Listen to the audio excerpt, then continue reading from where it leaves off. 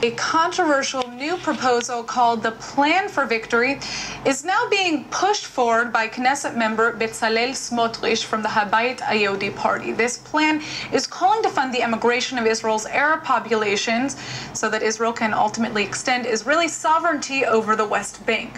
As can be assumed, the plan has caused outrage among many rights groups.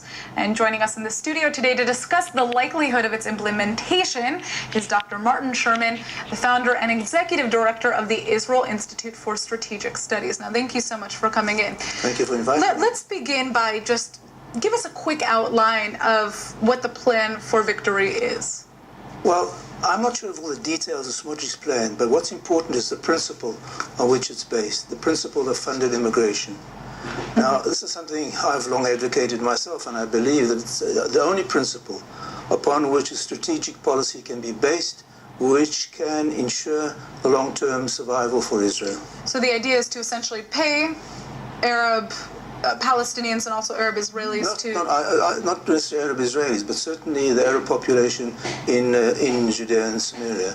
Okay. Now, this, of course, is not a new idea. I don't want to go into a rumble over copyright, but it's something that I've been advocating for over a decade, and I believe the former deputy speaker of the Knesset, Moshe Feiglin, has also been pushing this idea. And it really is the only non-coercive, or at least non-kinetic idea that can allow Israel to address adequately the two imperatives. But coercive is an interesting word, right? Because, I mean, the fundamental issue here is this realistic? Are Palestinians living in the West Bank, Judea and Samaria, and the Gaza Strip willing to leave their homes for money, right?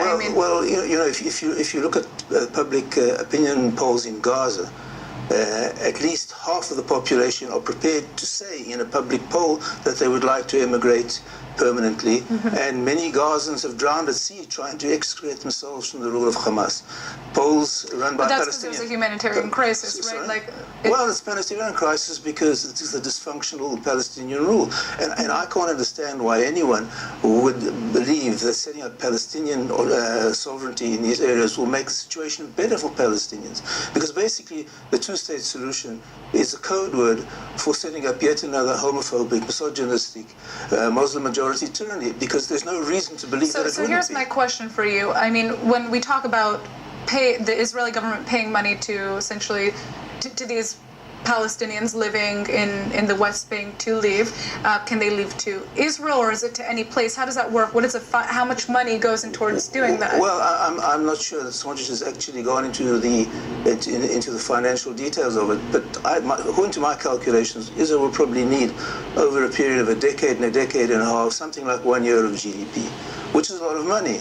But the alternative is not free either. People have done calculations that since the Oslo agreements, Israel has been forced to pay something like 1 trillion shekels, so which is more or less the same order of magnitude. But the money is not the problem. The problem is establishing political legitimacy for the idea, because whatever number you can think of that would induce the Palestinians to emigrate, it's far less than the Americans spent on their war in terror in Iraq and Afghanistan. They spent well over $1 trillion in a decade. So money is not the problem. If the idea acquired political legitimacy, there would be no problem in paying for it. It would be a fraction of the budget. Right, well, talking about political legitimacy, I mean, I think we still have to go back to that fundamental issue of whether or not Palestinians would be willing to accept money. I mean, a lot of these people have already been living in abject poverty and still feel very, very strongly tied to their nationalistic aspirations. When you compare the morality, on the one hand, two-state solution morality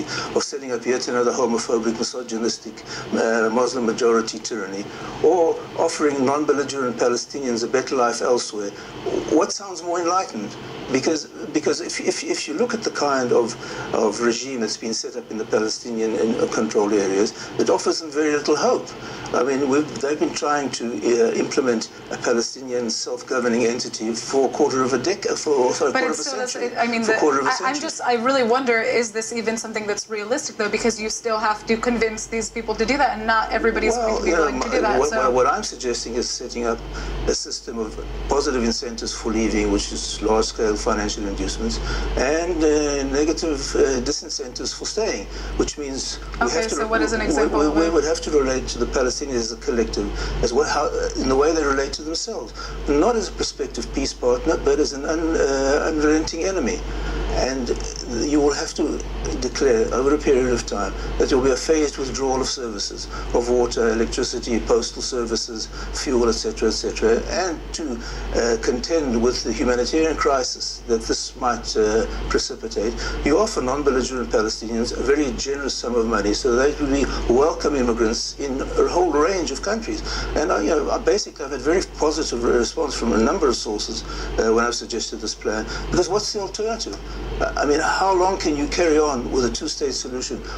Quarter of a century we've been trying it. Yeah, well, but the issue is, again, just a fundamental issue of getting these people to do that, right? Well, as I say, Palestinian polls show that there's widespread willingness to emigrate, even without tangible benefits being put on the table.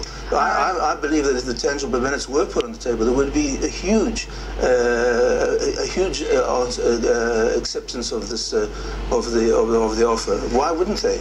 All right. Well, thank you so much for coming in, Dr. Martin Sherman.